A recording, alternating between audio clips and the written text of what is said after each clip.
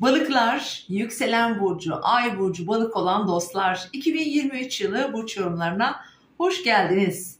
Evet, bu yıl sizleri neler bekliyor sevgili balıklar? Öncelikle bu yıl aslında en önemli transiti sizin için Satürn'ün 8 Mart itibariyle balık burcuna geçmesiyle olacak. Ve Satürn 2026'nın Şubat ayına kadar da burcunuzda seyahatini sürdürecek. Evet, Satürn'ün transitleri genel olarak hayatımızdaki önemli konularda bir disiplin, düzenleme, oralarda ihmal edilen bir durum varsa, bir dağınıklık varsa mesela hayatını düzenler kişi, gelecek planları yapar. Uzun vadeli konularda kalıcı adımlar atmak için, planlar yapmak için önemli fırsatlar getirir. Zaman zaman sıkıntılı durumlarda getirebilir ama bu yıl çok da fazla genellikle aslında balık burçları bundan biraz çekiniyorlar biliyorum. Ama Satürn'ün bu transiti çok da zorlayıcı olmayacağını söylemek istiyorum. Hatta faydalı da olacak birçok balık için. Bu transit boyunca kişi sorumlulukların daha fazla bilincinde olur. Daha kararlı olacaktır. Eğer ihmal edilen veya bir türlü elinin değmediği durumlar, konular varsa da bu transit boyunca da bu alanlarda bir düzenleme ve sağlamlaştırma yapma imkanı verir sevgili balıklar. Tüm balık transitinden en fazla bu yıl tabii tüm balıklar etki almayacak. 19-28 Şubat arasında tarihler arasında doğmuş bir balıksanız 2023 yılında Satürn sizi etkileyecek. Çünkü yıl boyunca 7 derece balık burcunda ilerleyecek. 7 derece ve civarlarında tabii ki güneşi olan balıklar 1. derecede etki alacaklar ve diğer etki alacak burçlarda işte 1 ve 8 veya 10 derece aralığında yükselen burcu balık olan dostlar veya o derecelerde işte önemli bir gezegeni mesela bir Satürn'ü, bir Venüs'ü olan kıymetli dostlar bu Satürn balık transitinden etki alacaksınız. Tabii en güçlü etkiyi aslında Güneş'le kavuşumları verir, Satürn'le kavuşumları verir. Bu hayatımızda önemli konularda geçişler yaptırır. Mesela evliliklerle de çok alakalıdır, medeni durumla. Kişinin hayatında önemli bir konu, bir durum gerçekleşir.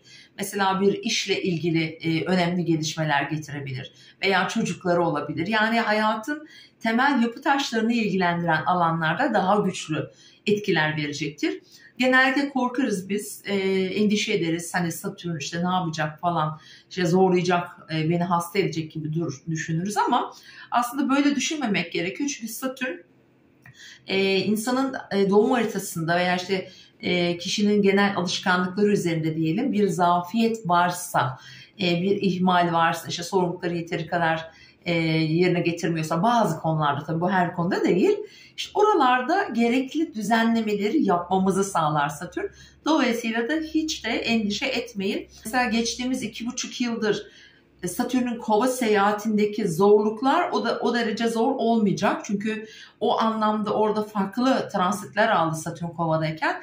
Satürn balık seyahati aslında daha fazla ruhani gelişim verecektir. Bu ruhani gelişim aslında hepimiz hissedeceğiz. Bu arada öncelikle lütfen yükselen burcunuza baz alarak izleyin, dinleyin sevgili dostlar. Çünkü yorumlar yükselen burca göre yapılıyor. Evet, gelelim balık burçlarını en çok etkileyen 2022 ve 2023 aralığındaki Mars'ın retro transitine.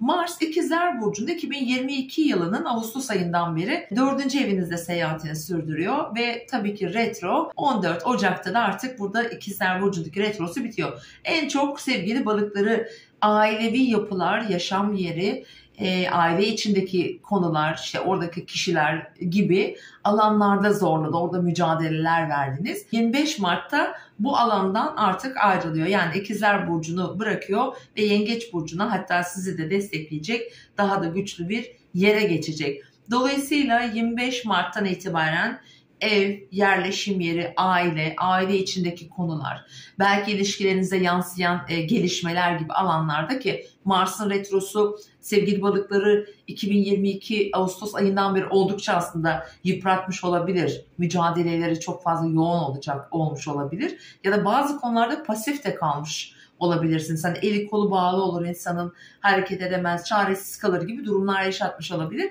Mars'ın transiti bitmesiyle en rahat edecek bu anlamdaki burç siz olacaksınız sevgili balıklar. Şimdi gelelim Jüpiter'imizin, şans gezegenimizin etkilerine. Evet, Jüpiter Koç burcunda. Maddi konuda kaynakları, zenginlikleri en çok sevgili balıklar 17 Mayıs'a kadar sizin için çalıştıracak. Para evinizden bir Jüpiter geçiyor. 17 Mayıs'a kadar maddi konulardaki gelirler, gelir düzeyi, kazançlar, o anlamdaki iyileşme, çalışma ve iş koşulları alanınıza da çünkü Jüpiter'in güzel etkisi var 17 Mayıs'a kadar. Kariyerle, işle ilgili fırsatları, oradan gelecek paraları mesela kazançların artışı olarak da değerlendirin. Maddi anlamda en güzel, en güçlü etkiyi de siz balıklara veriyor. Evet, 17 Mayıs'tan sonra ise şans ve fırsatlar gezegenimiz artık Boğa burcuna geçecek ve 3. evinizde yine burası önemli olabilir. Gelişim fırsatı verecek. Yakın çevreyle ilişkilerde ciddi bir bağ kurma gücü verecek. Öğrenmeyle ilgili önemli fırsatlar verecek. Mesela kişi çok öğrenir. Çok fazla bilgiye kolay sahip olur mesela. Yakın çevre ilişkilerinde daha rahat sonuçlar getirir. Mesela zorluklar yaşıyorsanız kardeşlerinizle orada anlaşmazlıklar vardır.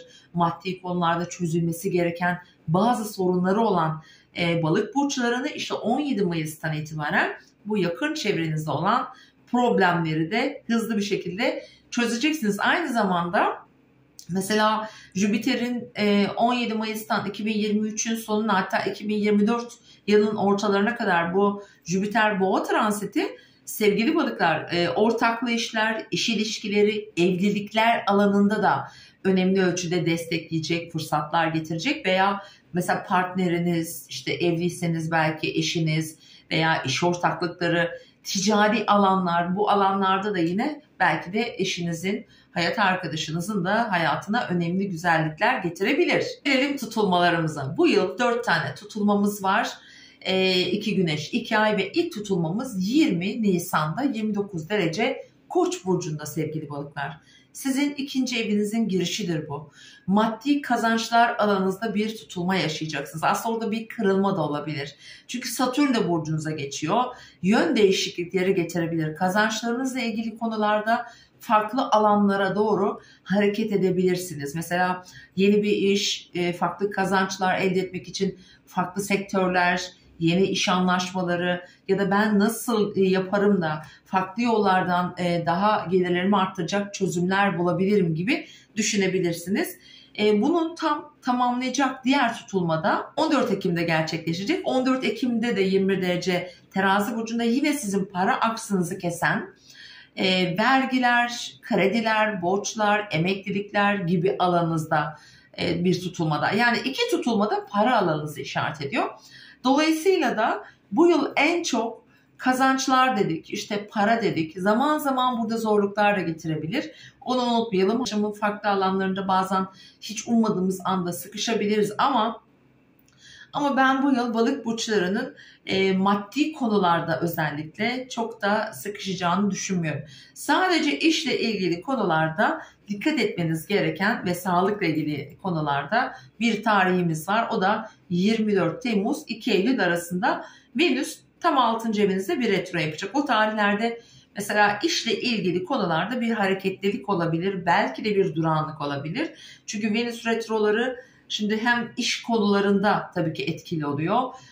İşle ilgili çalışanlarla, birlikte ekip arkadaşlarınızla kurduğunuz ilişkilerde önemli bazı aksaklıklar olabilir. Önemli kararlar almamak gerekiyor açıkçası bu tarihler arasında mesela özellikle mesleki konularda. Diğer yandan sağlıkla da ilgili konularda burada daha çok aslında ne verir? Venüs retrosu olunca en çok da estetik gibi, güzellik gibi konularda bir takım mesela sağlık gelişmeleri getirebilir. Tabii burada hanım arkadaşlar belki daha fazla buraya dikkat etmeliler. 24 Temmuz 2 Eylül arasında böyle çok önemli bir cerrahi operasyon, hani kalıcı bir değişiklikten bahsediyorum. Bu tarihleri denk getirmemek mantıklı olacaktır. Diğer tutulmalarımız, 2 tane de ay tutulmamız var. Bunlar size olumlu yansıyacak sevgili balıklar. 5 Mayıs'ta 14 derece Akrep burcundaki ay tutulması 9. evinizde. Şimdi buradaki tutulma 2021'in sonundan 2022 yılı boyunca da devam eden bir tutulma aksı. Hukuki süreçleri sanki daha çok çalıştıracaktır. Uluslararası konular, eğitimle ilgili konular, ticari anlamdaki gelişmelerde oldukça yorulmuş olabilir. Orada farklı gelişmeler yaşamış olabilirsiniz. İşte bu tutulma aslında geçtiğimiz 2 yılın bir neticesini getirebilir. Mesela mahkemeyle ilgili durumlarda bence sonuçlanmalar getirir. Hatta olumlu sonuçlanmalar getirebileceğini söyleyebilirim. Mesela bir ticari konuda bir maddi yükü yüksek bir dava var. Onunla ilgili bir sonuçlanma gelebilir. Çünkü para evinizde de güneş tutulmaları gerçekleşeceği için böyle düşünüyorum, böyle fikir yürütüyorum. Tabii sizin kendi doğum haritanız aslında esas olandır. Bunlar sadece genel yorumlar, böyle düşünüyorum. Ama onun yanı sıra tabii seyahat verir, uluslararası konularda hızlı gelişmeler getirebilir. Diğer yine burayı çalıştıracak önemli bir tutulma ise 28 Ekim'de 5 derece Boğa burcunda bir tutulmamız daha var. O da 3. evinizde gerçekleşiyor. Aslında ticari konular dedik, aynen eğitim, öğrenim, hukuki süreçlerin devamı, kendini daha çok gösterme, sosyal medya gibi alanlarda. Yine öğretmen olabilirsiniz. Mesela burada değişiklikler bekliyor olabilirsiniz. Bir atama veya bir yer değişikliği. Yine bu tarih Ekim ayındaki özellikle yükselen burcu balık olanlar için önemli gelişmeler ve oralarda söz sahibi olma hakkı sizlere getirebilir. Önemli bir tarih daha vereceğim sevgili balıklara. 25 Mart 20 Mayıs tarihleri arasında aşk, ilişkiler, çocuklar, finansal konular, bu alanlarınız çok hızlı, mücadeleli ve güçlü çalışacak. Özellikle bu yönde bir beklentisi olan veya bu yönde bir harekete geçmek isteyen bir balıksanız işte bu tarihler önemli olabilir sizin için ve bu yılki Merkür retroları da sizi olumlu şekilde etkileyecek. Özellikle ilişkilerle ilgili gelişmeleri tetikleyebilir. 24 Ağustos 16 Eylül tarihleri arasında ilişkiler, ortaklıklar, evliliklerle ilgili konularda bir takım gelişmeler gelişebilir. Bir takım gelişmeler, orada bir hareketlilik söz konusu olabilir. Mutlu, sağlıklı, huzurlu bir sene diliyorum hepinize. Eğer kanalıma abone değilseniz, evet, Deniz Altan Astroloji kanalına abone olun. Evet, her gün YouTube yayınlarımız var. Her akşam günü değerlendiriyoruz. Gelecek günle ilgili öngörüler yapıyoruz. Özel, önemli saatlerimiz oluyor. Sizi de aramızda görmekten mutluluk duyarız. Teşekkürler, mutlu seneler.